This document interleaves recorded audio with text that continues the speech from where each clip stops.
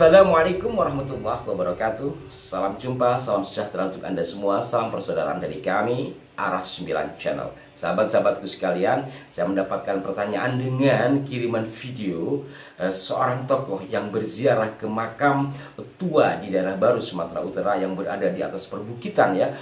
Diperkirakan makam itu makam abad ke-7 Masehi.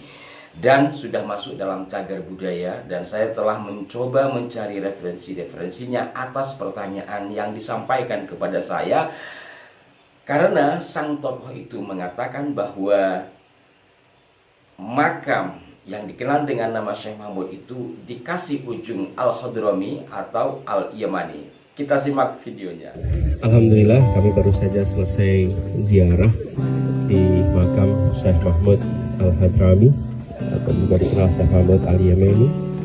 Ini adalah salah seorang pembawa ajaran Islam ke Nusantara yang paling awal. Ya, video kunjungan dari Pak Anies Baswedan sebagai capres ya. Dan saya tidak ada hubungannya dengan capres, walaupun sahabat saya ada di kelompok Amin dan sering podcast dengan saya. Di sini saya pure berbicara tentang data-data berkenaan dengan Syekh Mahmud tersebut. Benarkah beliau Syekh Mahmud ini Al-Yamani atau Al-Hadrami?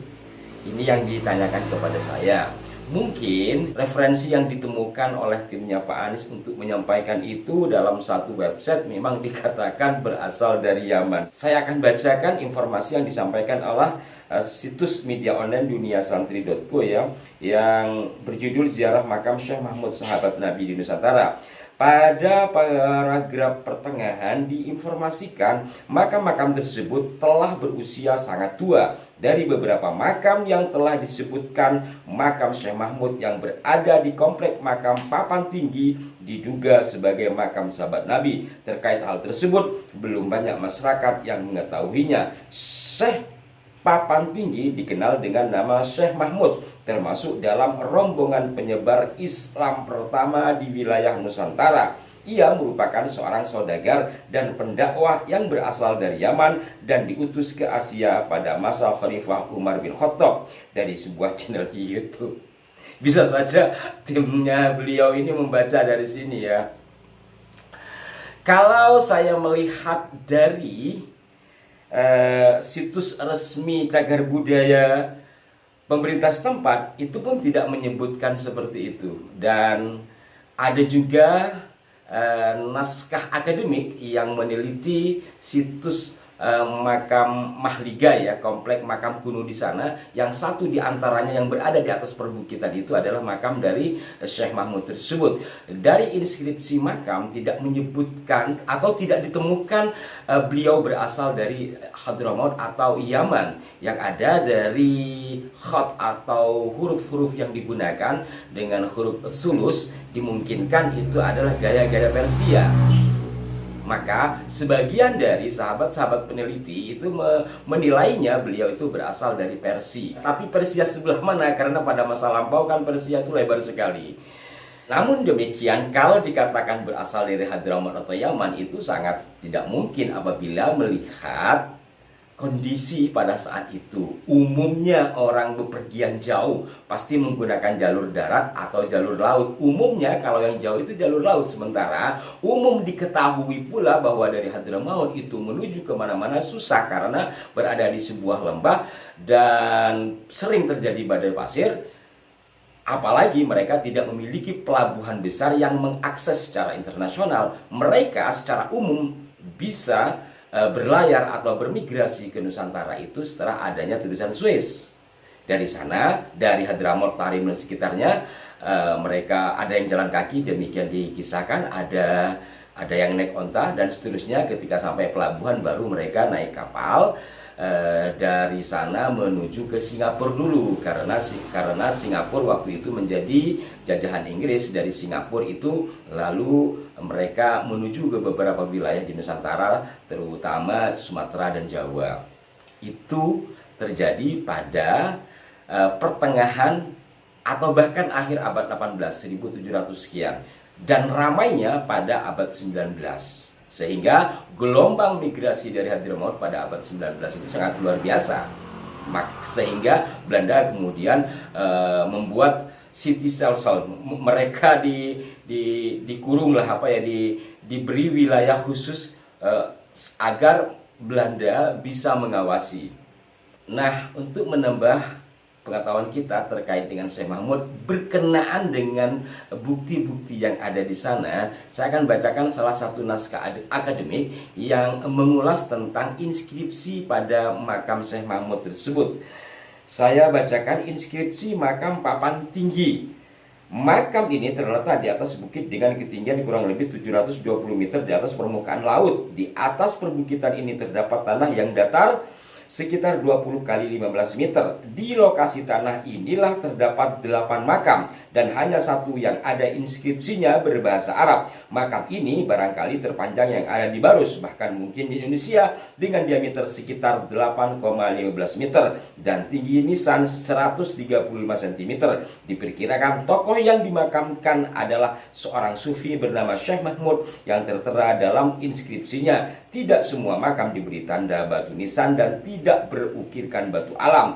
Bentuk batu nisan menggunakan jenis batuan granit putih berbintik hitam yang menunjukkan batu nisan yang berasal dari Barus.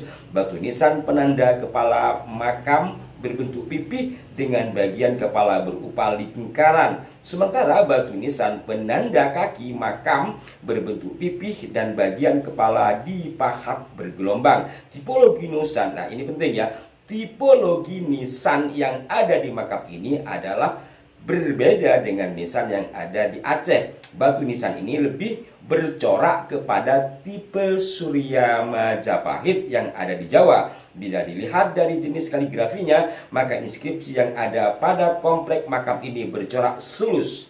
Ada 3 inskripsi yang dapat dibaca dengan jelas, yaitu 1 ayat Al-Quran dan 2 hadis Nabi, dan seterusnya. Nah, dari inskripsi makam ini kita bisa memperkirakan ya, tidak lantas mengatakan dari Hadramaut, Yaman. Nah, hal lain barangkali ini menjadi tambahan informasi. Saya pernah menyimak ceramah dari Kiai Haji Maimun Zubair, Allahumma terkait dengan makam Barus itu, di mana Mbah Mun mendapatkan kisahnya dari sang guru, yakni Syekh Yasin Al-Fadani. Dan ternyata kisah yang disampaikan oleh Mbah Mun ini dimuat juga di situs media online, satu diantaranya oleh NU Online dan liputan6.com. Saya akan bacakan dari NU Online.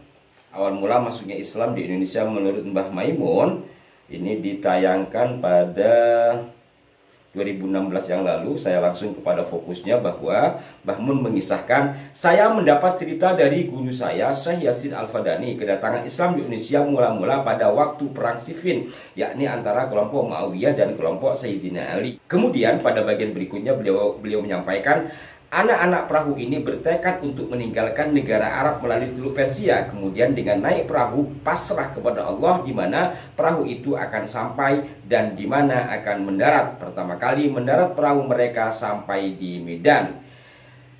Kemudian beliau menyampaikan, di Medan itu kalau kita lihat antara Medan dan Padang Panjang ada kuburan-kuburan yang tidak diketahui. Itu kata guru saya Yasin, merupakan jejak kedatangan dari bangsa Arab masuk ke Indonesia pertama kali sebagai penyebar Islam, walau mereka tidak sengaja untuk menyebarkan. Tujuan mereka untuk mengungsikan diri. Nah, sahabat-sahabatku sekalian, itulah pendapat atau penyampaian dari almarhum Mbah Mun yang didapat langsung dari gurunya, yakni Syekh Yasin Al-Fadani. Dua tokoh ini adalah tokoh yang sangat hebat, apalagi Syekh Yasin Al-Fadani seorang pakar hadis yang sangat luar biasa. Hanya saja terkait dengan apa yang disampaikan tersebut memang perlu penelitian lebih lanjut. Namun apabila kembali kepada ulasan di awal dikatakan Syekh Mahmud ini Al-Hadrami atau Al-Yamani, sangat tidak mungkin dari berbagai sisi. Dan tentu saja ini tiada hubungannya dengan pencapresan. Silahkan bagi Anda mau milih siapapun, Di sini kami hanya berusaha memberikan data pembanding atau menyampaikan sesuatu yang barangkali ada manfaatnya buat Anda semua. Khawatir karena seorang tokoh yang menyampaikan nanti dipercaya betul, sehingga berubahlah sejarah kita tanpa menggunakan data. Mohon maaf jika ada kekeliruan. Sampai jumpa. Wassalamualaikum warahmatullahi wabarakatuh.